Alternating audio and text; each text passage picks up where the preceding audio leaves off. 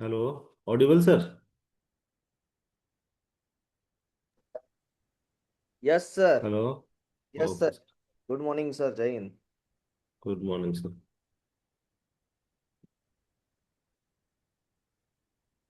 Sir थोड़ा सा session आगे बढ़ा लेते हैं। हाँ सर बिल्कुल। इस वीक में तो सर बहुत छूट गया। कोई बात नहीं है सर, कवर कर लेंगे। चलिए कवर करना स्टार्ट करते। Section number 99 sir. Meaning of use of invention for the purpose of government. 86 तक हुआ था सर।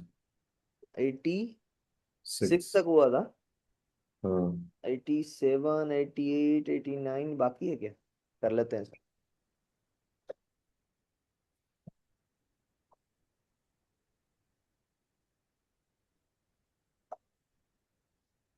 सर 87 में लिखिए। 85 एंड 84 में जो ऑब्जेक्शन आते हैं।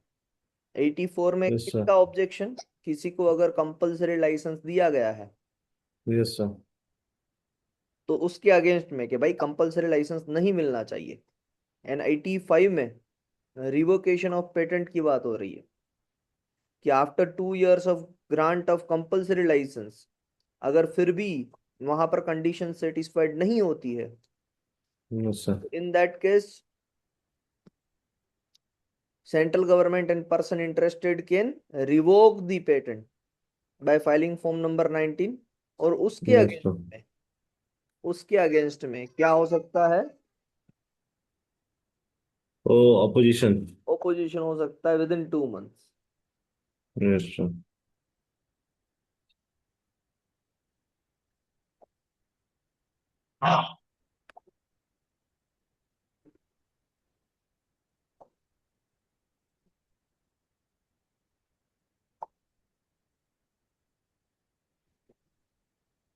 86 में सर था power of controller to adjourn application for compulsory licence.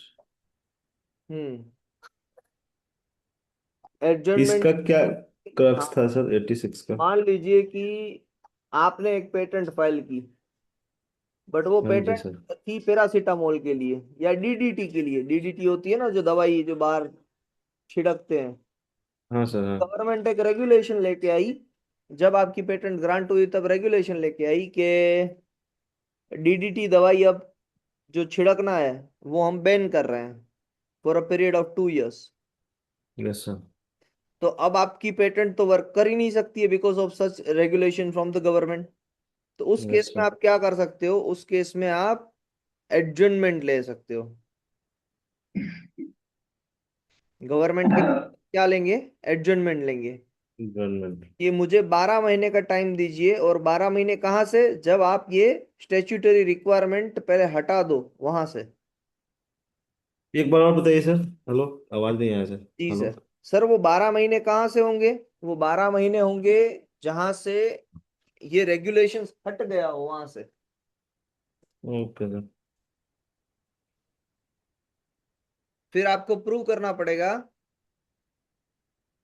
Okay. कि ये रिक्वायरमेंट आप सेटिस्फाइड कर सकते हैं। जो कंपलसरी लाइसेंस के ग्राउंड्स हैं यस सर। उसमें से तीसरा ground, not worked in India on yes a sir. Commercial basis पे, उसको आप सेटिस्फाइड कर सकते हैं। तो 12 महीने में उस ग्राउंड को सेटिस्फाइड करना होता है और उसी ग्राउंड के लिए एडजमेंट जो लिया जाता कंपलसरी लाइसेंस का जो तीनों ग्राउंड है। है। तीसरा, only worked in India. Worked in India. तो उसे अगर प्रूव वर्कड करने इन के लिए ही। वर्कड इन इंडिया नहीं कर रहा है तो फिर उसको एडजर्न कर सकता है। Hmm. Because of the some regulations given by the government, कुछ बैन लगाया गवर्नमेंट ने, तभी जाके। Okay sir. Control.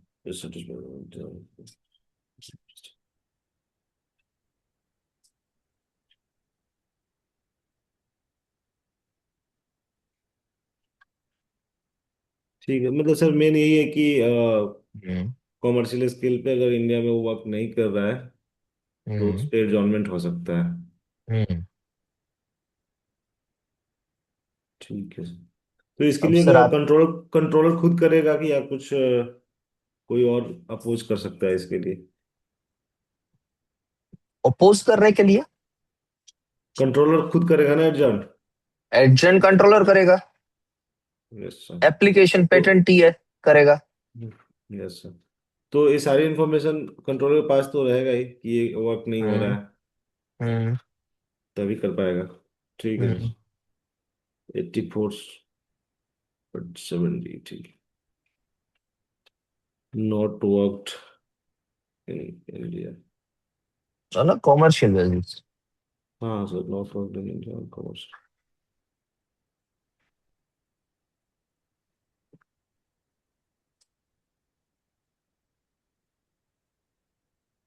Commercial basis. Hmm. Okay sir. अब 88, power of controller in granting compulsory licence but for what unreasonable condition. 87 में क्या sir? 87 में opposition, Okay, 2 महीने में, 84 एंड 85 का। अच्छा। 87 में अपोजिशन है। Within 2 months by filing form number 14। एक सेकंड। 87 में अपोजिशन फॉर्म 40। ओपोजिशन भी कौन सा सेक्शन में, 84 and 85। 2 months, yes sir. Hmm. Opposition section 84। ठीक है सर। बस फिर आते हैं 88 में, 86 हो गया, 87 हो गया, अब 88। ठीक। 88। 88 में बात होती है power of controller in granting compulsory licence.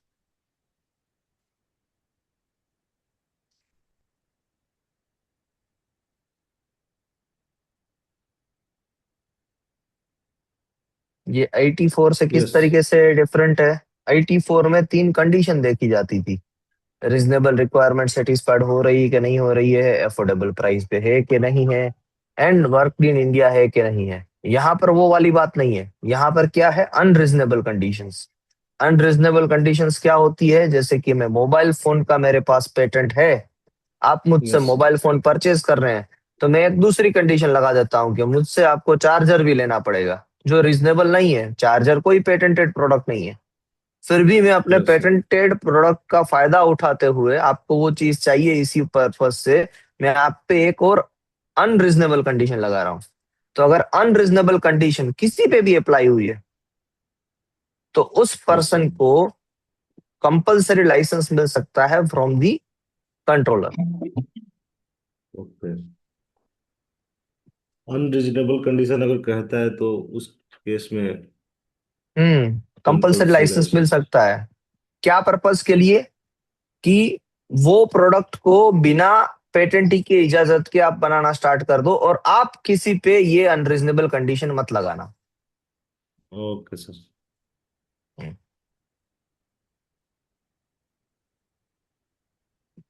तू क्या कर रही है अब यार? सर यहाँ, पागल हो गए क्या?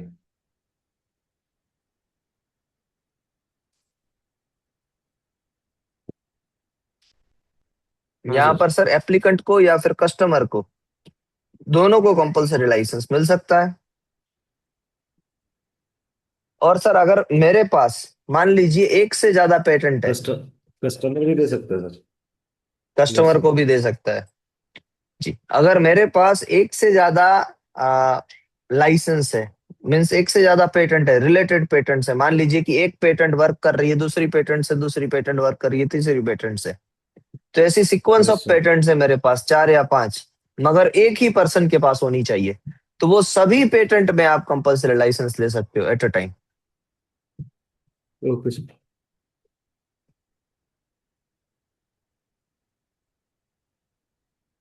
फिर इसमें आता कुछ है सर, पॉइंट है जो लिखने के लिए?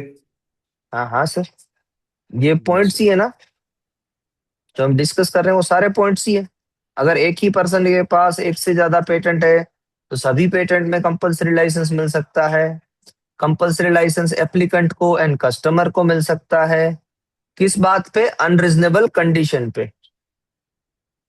कस्टमर और एप्लीकेंट।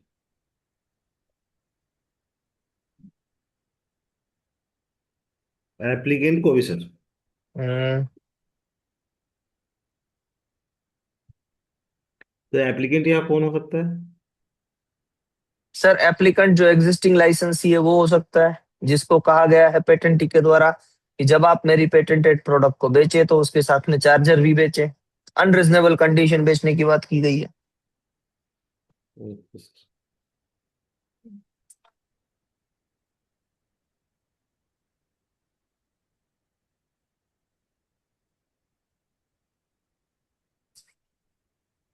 कस्टमर एप्लीकेंट, एक ही पेटेंट के पास अगर एक से ज्यादा पेटेंट हो हम्म, तो उस केस में क्या होगा सर? सारी पेटेंट पे कंपलसरी लाइसेंस मिल सकता है,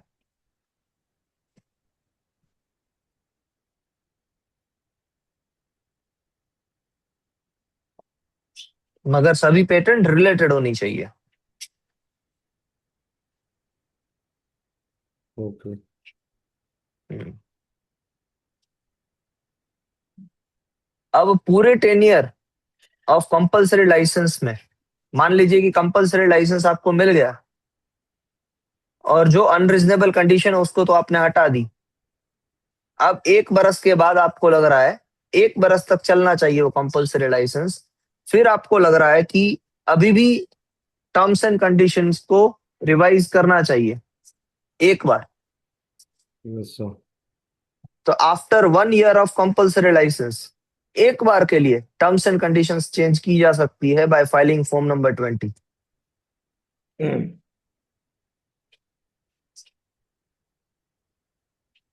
terms and condition of condition compulsory licence can be amended once will be amended once once after 12 months of compulsory license by filing form number 20।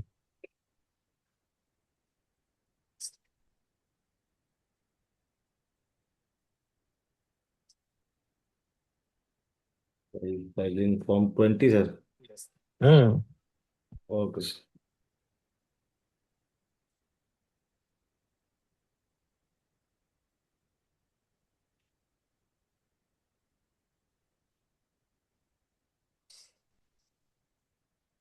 तो सर ये amendment एक ही बार हो सकता है, एक से ज्यादा बार हो सकता है? एक ही बार, only once in a lifetime of patent. One time. Okay sir. हो गया सर ये। ओके सर, 89 पे आइए सर।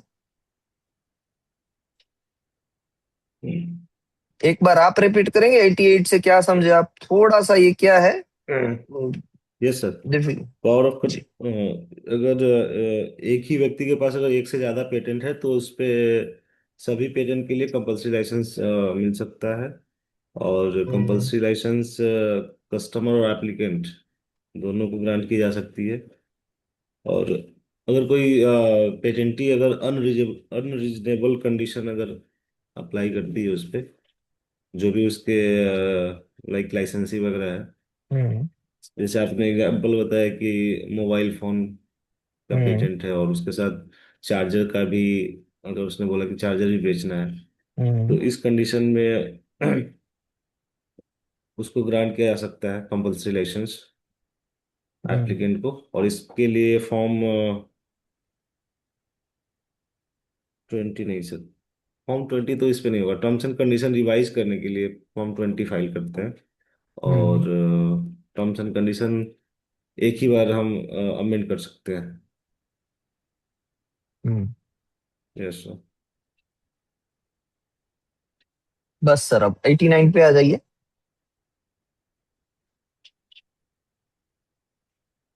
सर इसमें जो कंपल्सरी लाइसेंस के लिए अगर अप्लाई करना होगा तो फिर से इसको फॉर्म कौन सा, वही वाला जो पहले कर रहे थे? 17, 17। 17? वही तो। Okay sir.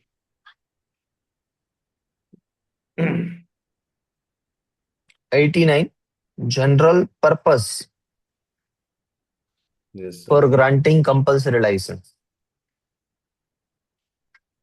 तो सर एक चीज और, 88 में सर अगर सिर्फ एक कंडीशन ये बताएगा ना कि ये इसमें अनरीजनेबल कंडीशन है, जी सर।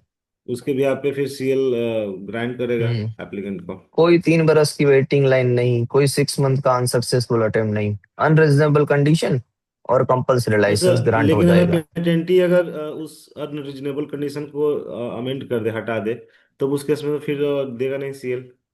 हाँ नहीं देगा, पहले तो वही होगा ना कंट्रोलर, ये पावर ऑफ कंट्रोलर है। कंट्रोलर यही यस सर। कहेगा कि आपको ये कंडीशन आपको रखनी है, बोलेगा कि नहीं रखनी है तो फिर नॉर्मल लाइसेंस से काम चलेगा, और यस ये सर। कंडीशन रखेंगे तो फिर कंपल्सरी लाइसेंस दे देंगे। Yes. Okay sir.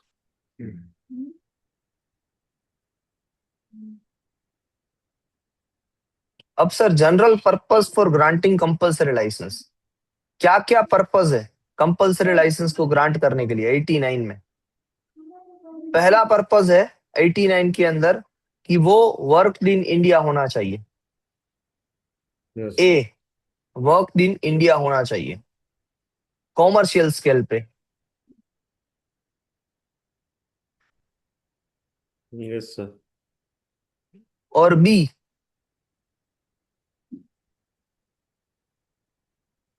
Yes B. के सभी लोगों को फेयरली ट्रीट करना है, सभी लोगों को फेयरली ट्रीट करना है, fairly treatment to everyone who is associated with the patent. Fairly treated to everyone who is associated with the patent. Everyone associated with the patent. इसका मीनिंग क्या हुआ कि मान लीजिए जिस पेटेंट पे कंपल्सरी लाइसेंस हो रहा है, मिल रहा है, ग्रांट हो रहा है अंडर सेक्शन 84, तो वहां पर यस कोई सर। पेटेंटी भी है, वहां पर कोई एग्जिस्टिंग लाइसेंसी भी है, मॉर्गेजी भी है, तो उन यस सर। सभी का भी ख्याल रखा जाएगा, तो उन सभी का भी ओके। ख्याल रखा जाएगा।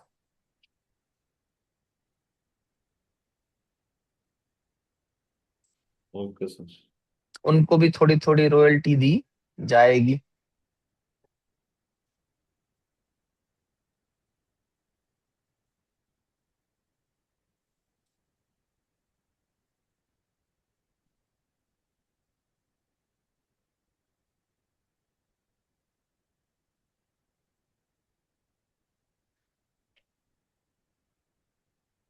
आगे बढ़े सर। ओके सर, आ गया मैं।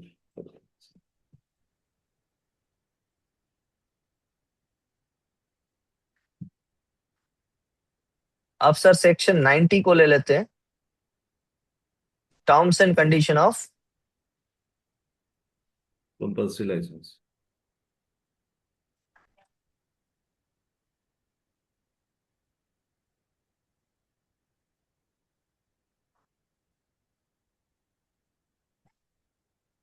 इसका जो शॉर्ट की है वो है plan based 2 times I, plan based I. Plan PLAN। हाँ PLAN। Plan based. BASED। Best. Hmm. Plan best 2 times I. 2 times I। Okay sir. हम्म।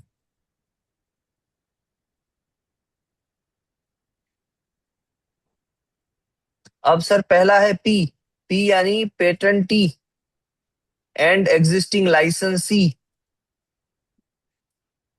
दोनों पेटेंटी। को रॉयल्टी मिलनी चाहिए। अगर किसी को भी कंपलसरी लाइसेंस दिया गया है तो वो कंपलसरी लाइसेंस से जब प्रोडक्ट बना के बेच रहा है तो उसमें पेटेंटी की भी और एग्जिस्टिंग लाइसेंसी की भी रॉयल्टी, यानी जितने भी पर्सन एसोसिएटेड है पेटेंट के साथ उनकी रॉयल्टी कुछ ना कुछ फिक्स की जाएगी। ओके। फिर आता है एल। ओके सर, ले ली।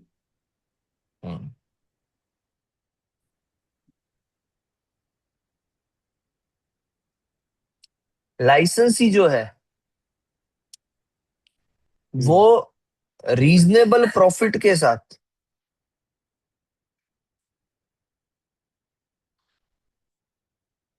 आगे बढ़ना चाहिए। यानी हेलो जिसके पास, सर, इसका स्लाइड तो होगा ना आपके पास? उससे थोड़ा इजी रहता है।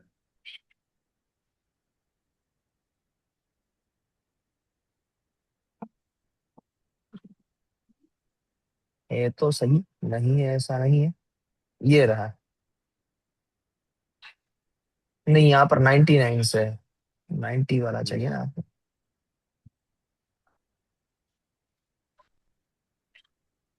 एक्चुअली सर मेरे पास इतनी पीपीटीज हो गई है ना, है सारी चीजें, मगर कहाँ पर है हाँ, अब मैं भी ढूंढने तो लगा हूँ।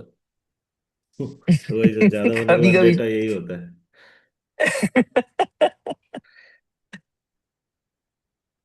कंफ्यूज आता है आदमी कहाँ है। हाँ अब छोटी छोटी चीजें ऐसी बारीकियां रखी होती है ना, कहाँ पर कौन सी चीज है वो पता नहीं चलता।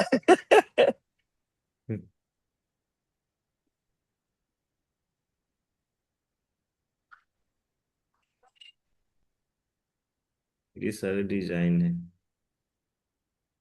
तो सर उसी के बीच में ही होगा कहीं पर। प्रेजेंटेशन।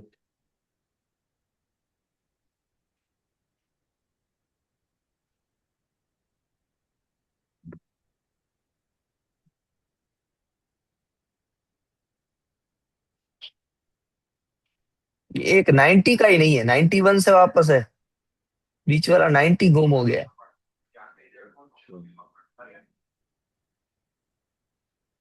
लिख लीजिए ना, मैं सर आपको लिखवा रहा हूँ, 2 ही मिनट लगेगा। ठीक यहाँ है पर सर, मैं ओके। वैसे ही प्रेजेंटेशन ही बना रहा था उसका। अच्छा अच्छा। ये रहा। फिर ए, एफोर्डेबल प्राइस पे होना चाहिए। एल का सर, लाइसेंस रीजनेबल प्रॉफिट, हाँ, जो लाइसेंसी। कंपलसरी लाइसेंसी है उसे भी रीजनेबल प्रॉफिट मिलना चाहिए।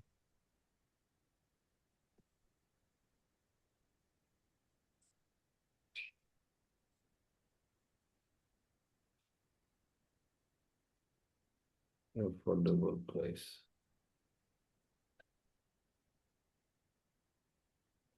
Okay sir. एन। हम्म। अब सर ये समझ पा रहे हैं, ये लाइसेंस है ना, फुल रीजनेबल प्रॉफिट के साथ फुल एक्सटेंट पे वर्क करना चाहिए। इसका मीनिंग है, मान लीजिए कि मुझे कंपलसरी लाइसेंस मिला है। Yes sir. अब मैं क्या कह रहा हूं कि सर आपने मुझे कंपलसरी लाइसेंस तो दे दिया, कंट्रोलर को कह रहा हूं, बट से ना बहुत ही कम प्राइस में मुझे बेचना पड़ रहा है, तो मेरा प्रॉफिट बहुत कम हो रहा है, तो वो अच्छा। नहीं चलेगा सर। एक बार कंपलसरी लाइसेंस मिला, यानी आपको वो चीज बना के बेचनी है जिस प्राइस पॉइंट ऑफ पे कंपलसरी लाइसेंस मिला है, उसी price okay. Price point of view को सेटिस्फाइड करते हुए बेचना है।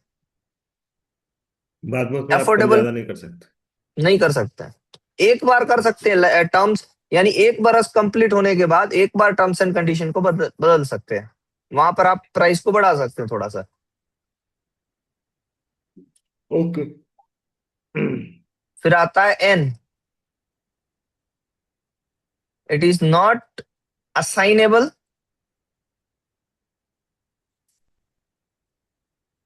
And non exclusive.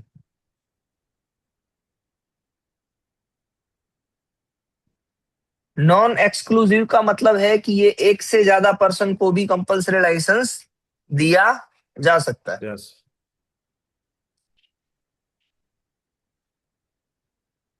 फिर बी, बैलेंस्ड टर्म के लिए होता है।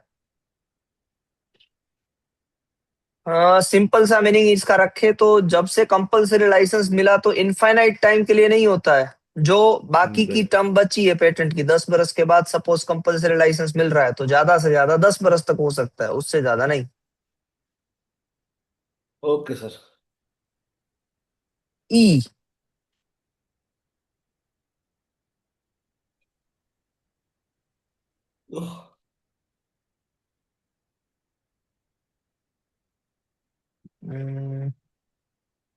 बेस्ट था ना, बी के बाद ए होगा ना सर?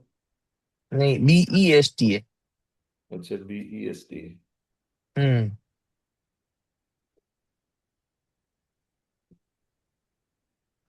पहले एस ले लेते हैं, एक ई का रखते हैं। एस में आता है सेमीकंडक्टर के लिए। अगर सेमीकंडक्टर के लिए कंपलसरी लाइसेंस है तो वो नॉन कॉमर्शियल बेसिस पे होगा।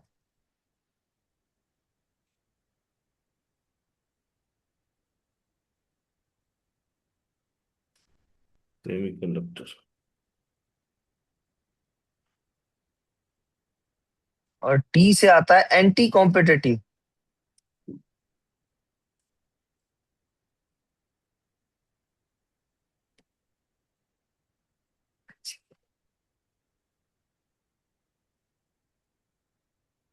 Best, BEST, anti competitive.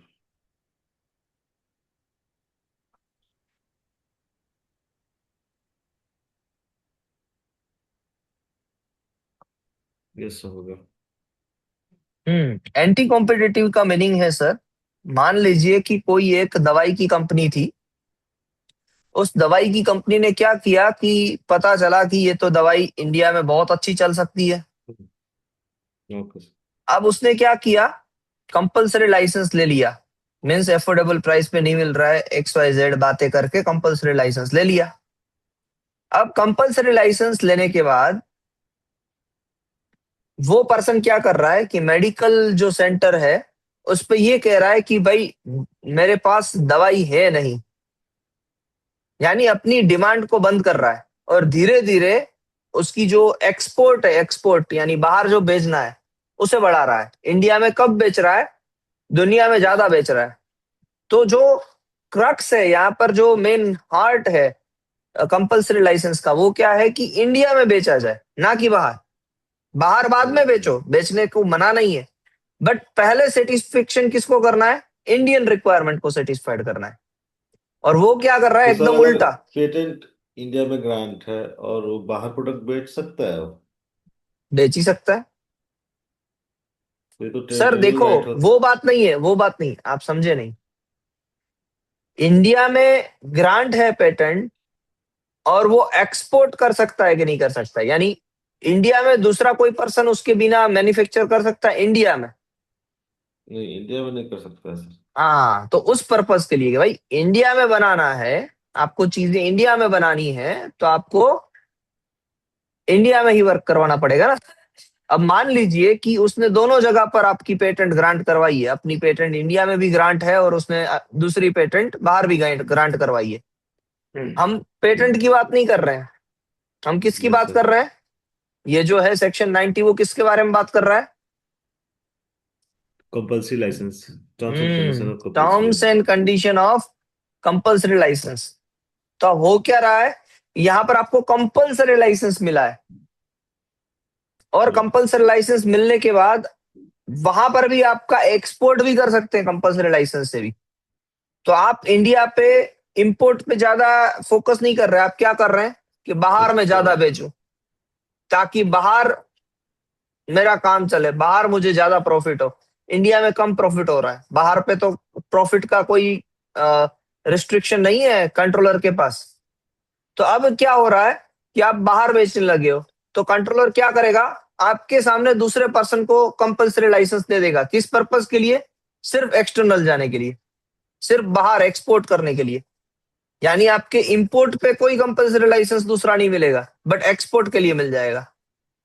तो जो ये कॉम्पिटी आपकी जो मेन मोनोपोली है, कि जहां से आप बाहर बेचने के लिए ज्यादा काम कर रहे थे और इंडिया में नहीं बेच रहे थे, उसको तोड़ने के लिए, एंटी कॉम्पिटिटिव खड़ा करने के लिए, किसी को सिर्फ एक्सपोर्ट के लिए क्या दिया जा सकता है, तो कंपलसरी लाइसेंस ऑलरेडी दिया सर जा सकता है। कंपल्सरी लाइसेंस इंडिया में सपोज है, हम्म ठीक है, और उसने क्या किया है कि ज्यादा प्राइस पे प्रोडक्ट को बेचने के लिए हम्म वो बाहर में हम्म बेच रहा है। तो हम्म कंट्रोलर क्या करेगा कि उसके अगेंस्ट में बाहर एक वाले के नया लिए। कॉम्पिटिटर, हाँ, हाँ, नया सिर्फ बाहर कॉम्पिटिटर वाले खड़ा के कर लिए, देगा। सिर्फ सिर्फ एक्सपोर्ट के लिए, मगर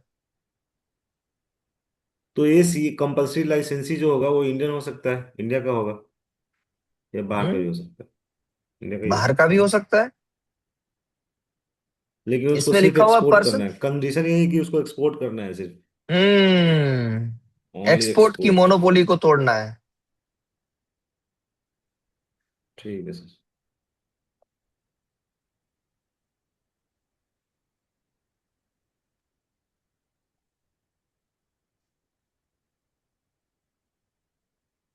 ओके सर।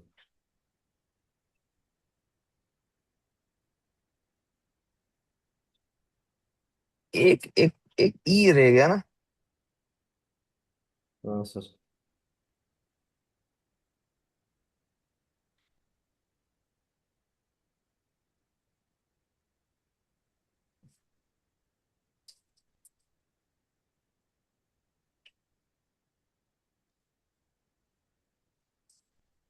चलिए यहाँ पर भी देख लेता हूँ।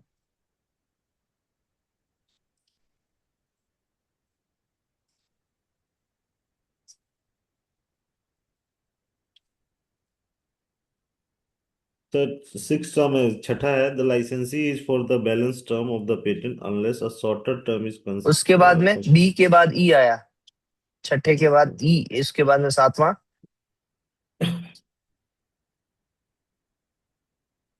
पहला हो गया पी, दूसरा हो गया एल, तीसरा ए, फिर एन, चौथा, फिर बी। चौथा एन, पांचवा बी, छठा है सर ए, ई, सातवां हम्म, एस, टोटल। ये रहा। That the licence is granted with predominant purpose of supply in the Indian market, and that the licensee may also export to the patented product if need be in accordance with the provision of subclause 3 of clause A of subsection 7 of section 84, कि ये जो लाइसेंसी है वो export भी कर सकता है, ये वाली कंडीशन है।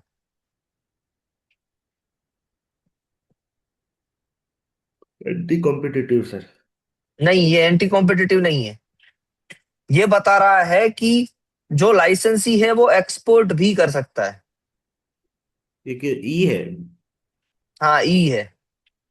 licensee may also export the patented product if need be in accordance with the provision of subclause 3 of clause A of subsection 7 of section 84। तो अब सर ई के 84 हिसाब का से तो ये जो ग्राउंड सिक्स होना चाहिए, कंडीशन सिक्स होना चाहिए। कौन सा एंटी कॉम्पिटिटिव वाला?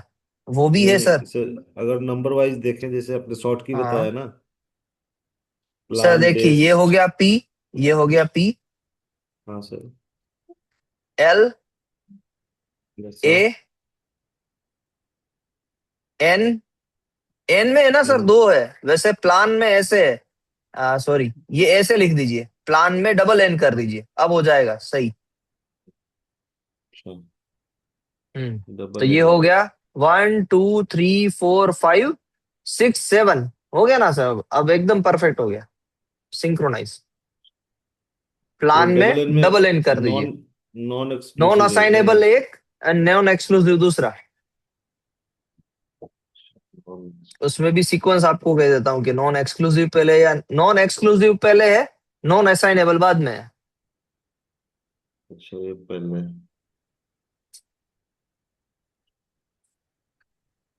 असाइनेबल बाद में, नॉन असाइनेबल ना। हाँ सर हम्म, ठीक है। तो ई में सर क्या लिखे? एक्सपोर्ट भी कर सकता है, कंपल्सरी लाइसेंस ही एक्सपोर्ट भी कर सकता है। रियल कैन एक्सपोर्ट ना। हम्म। तो एक्सपोर्ट तो कर ही रहा था सर, टी वाले ग्राउंड में, तभी तो हम्म, एंटी मगर फिर कॉम्पिटिटिव। इतना ना हो जाए कि एक्सपोर्ट ही करने लग जाए। एक्सपोर्ट भी कर सकता है, यानी पहले आपके पास मान लीजिए कि 100 दवाइयां हैं, तो पहले आप किसकी डिमांड सेटिस्फाइड करेंगे? इंडिया की। इंडिया, इंडिया की। इंडिया की अगर डिमांड आपकी सेटिस्फाइड हो जाती है 100 में से 80 दवाइयों से, तो बाकी की 20 दवाइयां आप एक्सपोर्ट कर सकते हो। तो पहले एक्सपोर्ट इंडियन का की जो रिक्वायरमेंट, हाँ, इंडियन टेरिटरी में आपको रिक्वायरमेंट फुलफिल करने के बाद जो बच रहा है, वो तब आप आप बाहर जा कर सकते हो। बाहर कर सकते हैं हम्म। उसको एक्सपोर्ट। लिखा है ना, predominant purpose of supply in the Indian market. उस-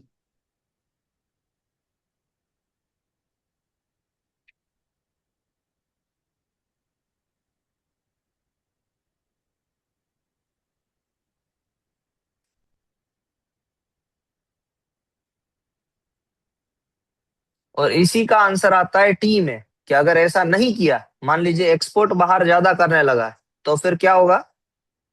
इंडिया में फुलफिल नहीं कर पाएगा ना वो, तो फिर उसके सामने एंटी कॉम्पिटिटिव खड़ा कर दिया जाएगा एंटी कॉम्पिटिटर खड़ा कर देगा। एक्सपोर्ट के लिए। ठीक है,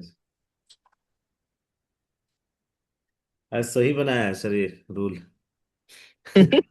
सो कंपल्सरी लाइसेंस दे भी रहा है तो उसके लिए भी रिस्ट्रिक्शन रखा है गवर्नमेंट, मतलब हाँ, कंट्रोलर अपने ओके ओके। पास हाँ सही है सर। होना चाहिए सर। तो प्लान बेस्ड पे आ गए, अब 2I पे आते हैं।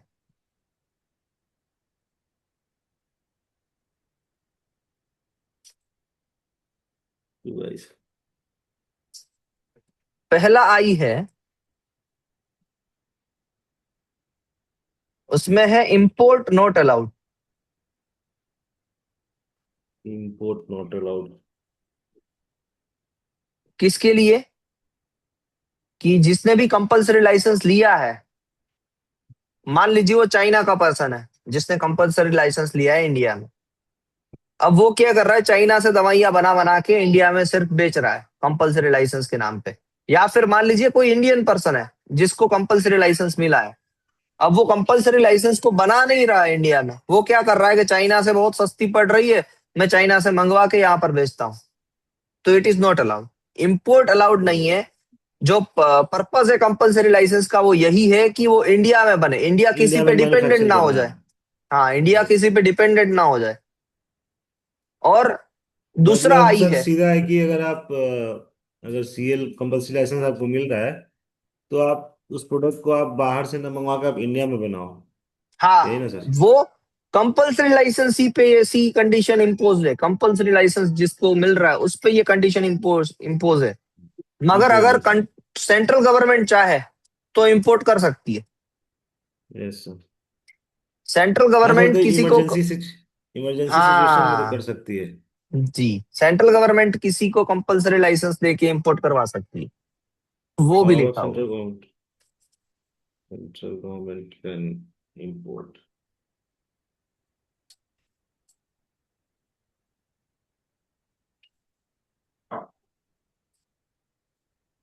ठीक है सर।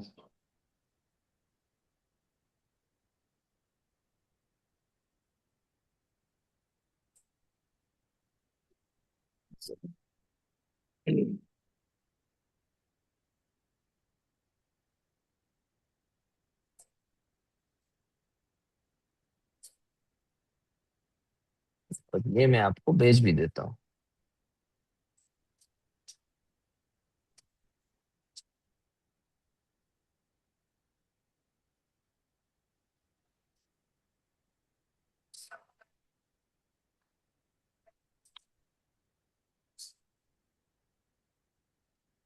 ओके सर, आगे बढ़ते हैं।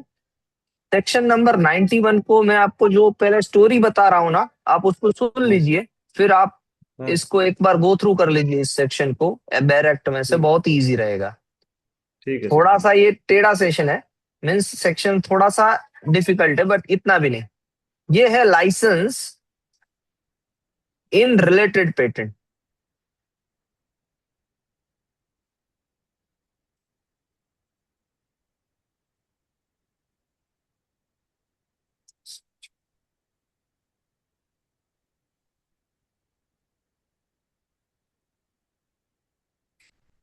अब सर रिलेटेड पेटेंट्स क्या होता है, इसको समझते हैं।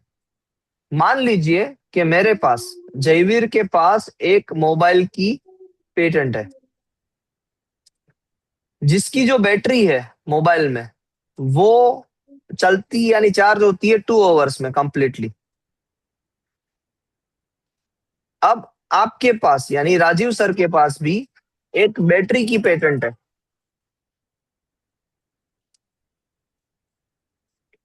वो आपकी जो बैटरी है वो चार्ज हो जाती है 10 मिनट्स में, और कंपेटिबल भी है, यानी मेरी मोबाइल में वो बैटरी हो सकती है, और हमारे दोनों के पास ये पेटेंट है। मेरे पास मोबाइल का पेटेंट है, आपके पास बैटरी का पेटेंट है। अब पहला मेरा क्वेश्चन, क्या बिना आपकी बैटरी के भी मेरा मोबाइल इंडस्ट्रियली वायबल है कि नहीं है? वायबल है बिना सर। आपकी बैटरी, हाँ वायबल है, यानी वो बिक सकता है। बट अगर मैं आपकी बैटरी को अपने मोबाइल में लगाऊं तो वो और ज्यादा बिकेगा कि नहीं बिकेगा? हाँ सर, हाँ, तो और अगर ज्यादा ऐसी कोई बिकेगा। कंडीशन है, और ज्यादा बिकेगा।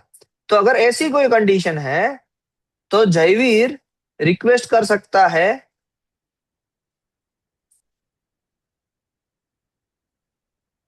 To give related patent licensing, यानी licence in Rajiv sir's patent.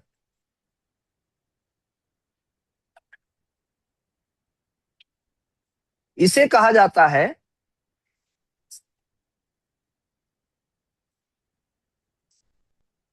Licence in related patents. ये एक कंसिक्वेंसेस हुआ उसका।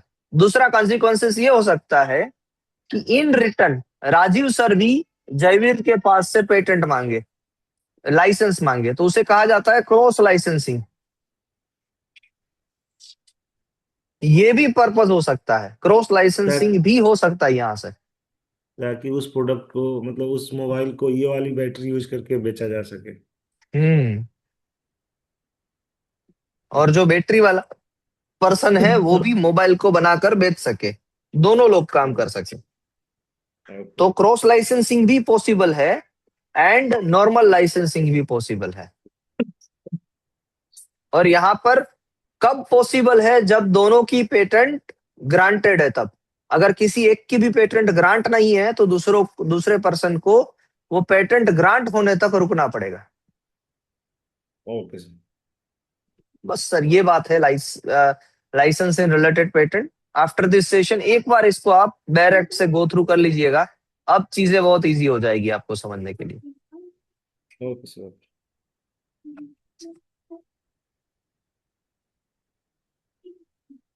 अब आते हैं सर सेक्शन नंबर 92 में।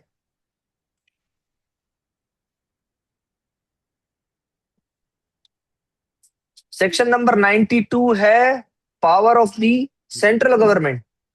सेंट्रल गवर्नमेंट के पास पावर है कंपलसरी लाइसेंस देने के लिए। कब? National emergency and extreme urgency के केस में। तो जब नेशनल इमरजेंसी है या एक्सट्रीम अर्जेंसी है तब पब्लिक नॉन कॉमर्शियल यूज के लिए कंपलसरी लाइसेंस दिया जा सकता है।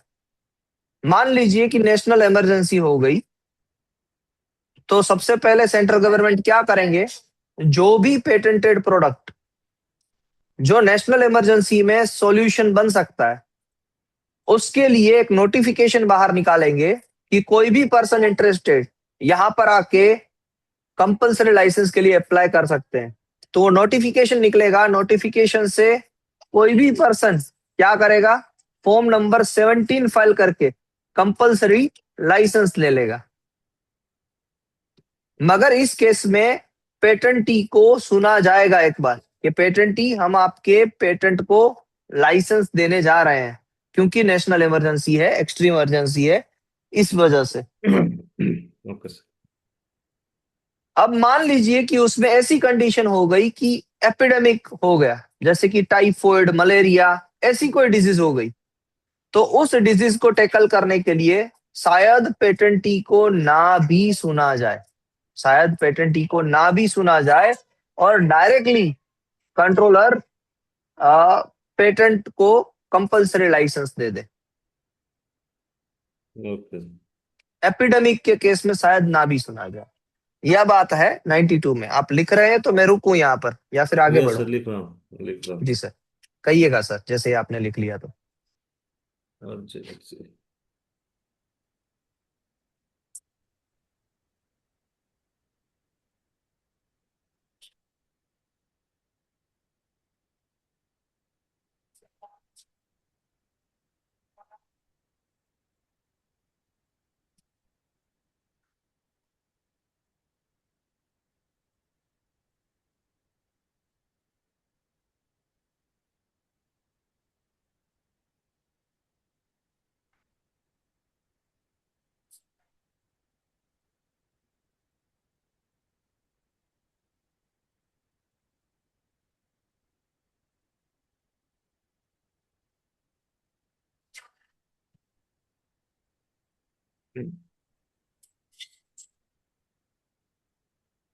may not be followed।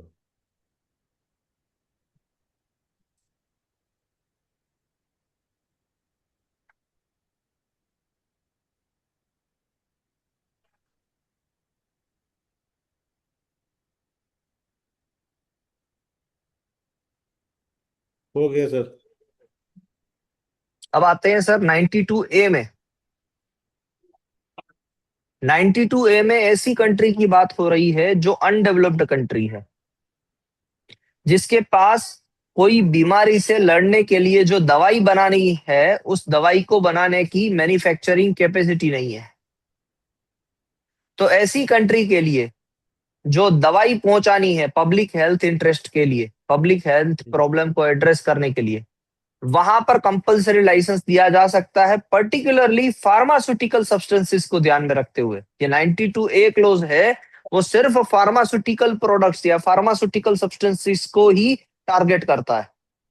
तो दवाइयां बेचने के लिए एक्सपोर्ट का कंपलसरी लाइसेंस दिया जा सकता है, और वो भी कंपलसरी लाइसेंस किसका मिलेगा? एक्सपोर्ट के लिए ओनली। बट कब? दो कंडीशन होनी चाहिए। पहला, वो कंट्री अलाउड करे कि हाँ, हमें भारत के इस पर्सन से कंपलसरी लाइसेंस हम अलाउड कर रहे हैं कि हमारी कंट्री में वो इंपोर्ट करे। और दूसरा, वो पर्सन ने कंपलसरी लाइसेंस की रिक्वेस्ट सेंड की हो कंट्रोलर को विद दैट पर्टिकुलर परमिशन कि ये कंट्री मुझे अलाउड कर रही है इंपोर्ट करने के लिए। तो यहां पर भी कंट्रोलर चाहे तो उस लिस्ट डेवलप्ड कंट्री को मदद करने के लिए किसी भी पर्सन इंटरेस्टेड या एग्जिस्टिंग लाइसेंसी को फॉर्म नंबर 17 फाइल करके कंपलसरी लाइसेंस दे सकते हैं। यहां पर भी तो सर सर कंडीशन यही है। ये लीस्ट डेवलप्ड कंट्री होगा तो सर वो उसके पास उतना सेटअप होगा कि वो अपने कंट्री में उसको मैन्युफैक्चर कर सके। नहीं सर, वहां पर नहीं करना है, इसीलिए तो सर इंडिया से एक्सपोर्ट होगा। इंडिया से एक्सपोर्ट होगा ना। हाँ, बनेगी तो दवाई अब इंडिया में।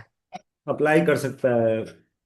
हाँ कि हाँ, इंडिया में किसी और पर्सन के पास वो पेटेंट है वो दवाई के लिए, मगर वो अप्लाई कर सकता है कंट्रोलर को कि सर वो वाली कंट्री है ना, लिस्ट डेवलप्ड है और वहां पर दवाई की सख्त जरूरत है।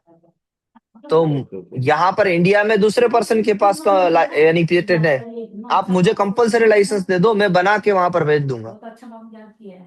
ओके, तो तभी सर पर्सन इंटरेस्टेड ही अप्लाई करेगा ना इस केस में भी। जी, पर्सन इंटरेस्टेड या फिर एग्जिस्टिंग लाइसेंसी। वो बताएगा कि इस कंट्री जे मतलब कोई एक एक कंट्री है जो लिस्ट डेवलप्ड है हम्म और यहाँ इस हम्म वहाँ पे इमरजेंसी है कि भाई यहाँ पे ये दवाई इमरजेंसी जरूरी है। नहीं है सर, वहां पर दवाई नहीं बन रही है, मैं दवाई अच्छा बना वहाँ के उसको पे। देना चाहता हूँ, ये कोई इमरजेंसी की बात नहीं है 92A में। ओके ओके, दवाई बन नहीं रही है वहाँ मतलब हम्म ज्यादा। और काफी लोग वहां पर मर रहे हैं या काफी लोग उस हेल्थ डिजीज से सफर कर रहे हैं। ओके ठीक है सर। तो मतलब ये है कि एक ऐसी कोई कंट्री हो जहाँ पे उस दवाई की फैसिलिटीज ना हो और वहां पे सेटअप भी नहीं मैन्युफैक्चर लगाया कर जा ही नहीं पा सकता। रहे। हाँ जी। Manufacture they are not able to जी। मैन्युफैक्चर। हाँ जी। ठीक है। इस केस में पर्सन इंटरेस्टेड पर्टिकुलर उस कंट्री के लिए वो कर सकता है, कंपल्सरी लाइसेंस के लिए एक्सपोर्ट अप्लाई कर करने के सकता लिए, हाँ, है एक्सपोर्ट एक्सपोर्ट करने करने के के लिए, लिए। उस कंट्री में एक्सपोर्ट करने के लिए। एक्सपोर्ट करने के लिए। और सर यहाँ पर फार्मास्यूटिकल सब्सटेंसीज में ना ही सिर्फ दवाइयाँ, मेडिकल ड्रग्स नहीं आते हैं, बट ऑल्सो डायग्नोस्टिक किट्स भी आती है। Okay.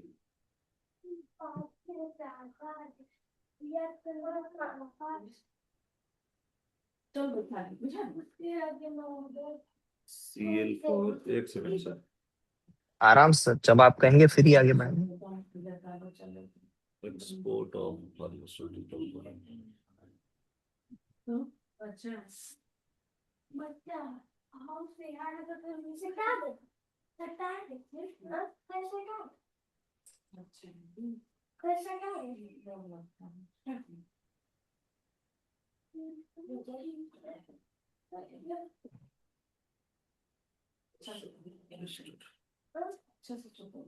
Rule 96। Hmm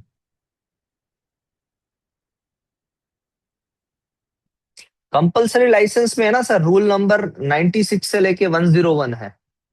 compulsory licence का जो टॉपिक स्टार्ट हुआ ना 84 से लेके कहाँ तक जाएगा, 94 तक, उसमें रूल कौन से एप्लीकेबल है, 96 90। से 101। Okay sir. List develop.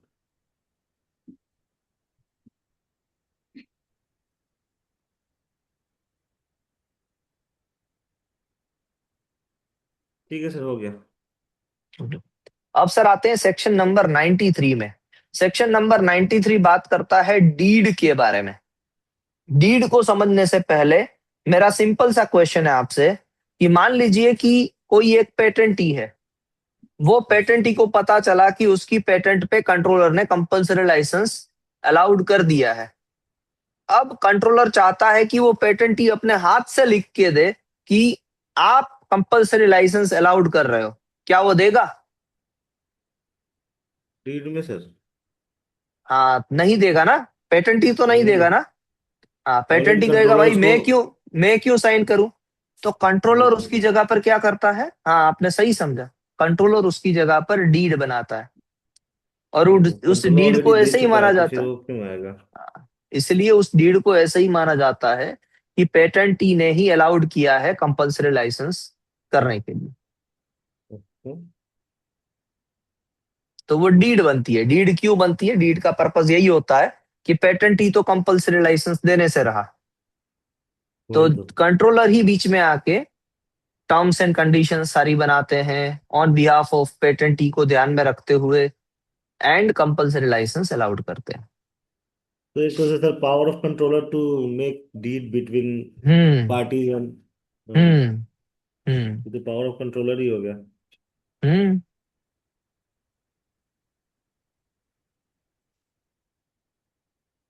ठीक है सर। ये understood। अब आते हैं सर 94 में। 94 पे ये है कि कंपलसरी लाइसेंस को कोई भी पर्सन इंटरेस्टेड टर्मिनेट भी कर सकता है। और टर्मिनेट करने के लिए उसे फॉर्म नंबर 20 फाइल करना होगा। कोई भी 21। पर्सन इंटरेस्टेड में 21 फाइल करना होगा। और पर्सन इंटरेस्टेड में पेटेंटी भी आ सकता है। Terms and conditions, sorry, termination of compulsory licence किस पर्पज से होगा, कि जो भी रीजन की वजह से लाइसेंस को इश्यू किया गया था, अब वो रीजन सेटिस्फाइड हो चुका है। जैसे कि 92 के अंदर भी कंपलसरी लाइसेंस हमने दिया किसी को, कंट्रोलर ने दिया। क्यों दिया, नेशनल इमरजेंसी के केस में। तो अब नेशनल इमरजेंसी कंप्लीट हो चुकी है, कोविड के अंदर दिया गया था तो कोविड खत्म हो गया, या कोविड का इफेक्ट रिड्यूस हो गया।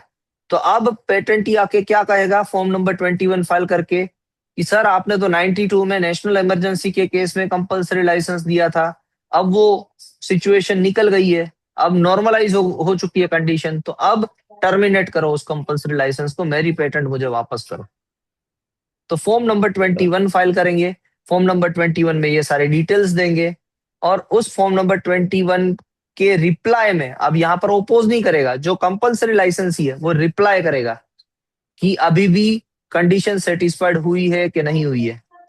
With in 1 month from such notice, जब फॉर्म 21 की नोटिस मिले कंपलसरी लाइसेंसी को, तो उसके 1 महीने में वो रिप्लाई करेगा अपना स्टेटमेंट कि हाँ मैं कंटिन्यू करना चाहता हूँ कि नहीं चाहता हूँ, और करना चाहता हूँ तो क्यों करना चाहता हूँ, वो रिप्लाई तो सर, आएगा। फिर पेटेंटी के अलावा पर्सन इंटरेस्टेड है या कोई एनी पर्सन? हाँ सर, पेटेंटी के अलावा लाइसेंसी भी हो सकता है, मॉर्गेजी भी हो सकता है, जो भी पर्सन हो उस पेटेंट से एसोसिएटेड, वो सारे पर्सन ओके। इंटरेस्टेड है ना। Okay okay. Person interested. ठीक है सर। तो वो टर्मिनेट करवा सकता है कंपलसरी लाइसेंस को। कंडीशन तो एक समझ में आ गई ना आपको कि क्यों करवा सकता है, कैसी हाँ कंडीशन सर, होगी।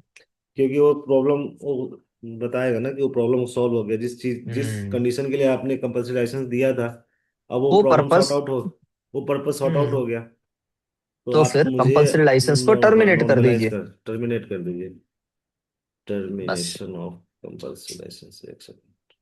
फॉर्म नंबर 21, और यहाँ पर कंपल्सरी लाइसेंसी उसे ओपोज नहीं कर रहा है, उस टर्मिनेशन को ओपोज नहीं कर सकता है, क्योंकि कंपल्सरी लाइसेंसी का कोई प्रॉपर्टी नहीं है वो पेटेंट, प्रॉपर्टी तो उस पेटेंटी की है।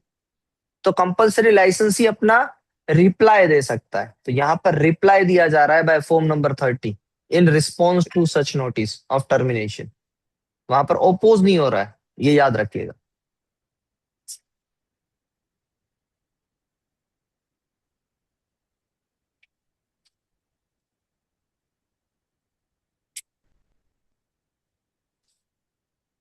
वन मंथ में हम 50 पे मतलब दे सकते हैं।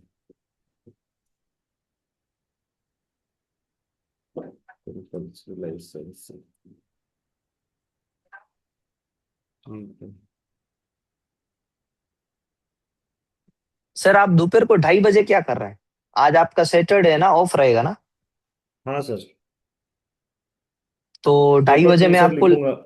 हाँ सर, ले हम्म, कोई बात नहीं, सर चिंता 2:30 नहीं। एक बार ज्वाइन कर लीजिए ना, तो हम 99 से थोड़ा आगे बढ़ जाते हैं। 2:30 से साढ़े ठीक है चार सर। में और भी एक दो लोग हैं जिनको मैं 99 से आगे लेके जा रहा हूँ, तो आपको भी हाँ उसके साथ सिंक्रोनाइज करके 99 से शायद हम 105 या 1110 या 1115 तक चले जाए। ठीक है सर। ओके सर, तो 2:30 वापस हम कनेक्ट होते हैं। अभी के लिए 94 तक हम पहुंच चुके हैं, 95, 96, 97, 98 ओमिटेड, यस सर। और अब आगे बढ़ेंगे 99 ऑनवर्ड्स। फॉर्म 21 टर्मिनेशन, ठीक है सर। 2:30 बजे सर ना? जी सर, 2:30 PM। ठीक है सर, ओके। प्रॉब्लम नहीं है ना सर? आज आज तो आपका संडे में सैटरडे ऑफ ही है ना? हाँ सर, बिल्कुल कोई प्रॉब्लम नहीं। हाँ बस सर, तो 2:30 PM को मिलते हैं, मैं लिंक शेयर कर दूंगा आपको। Okay sir. जी sir, have a nice day sir. चलिए।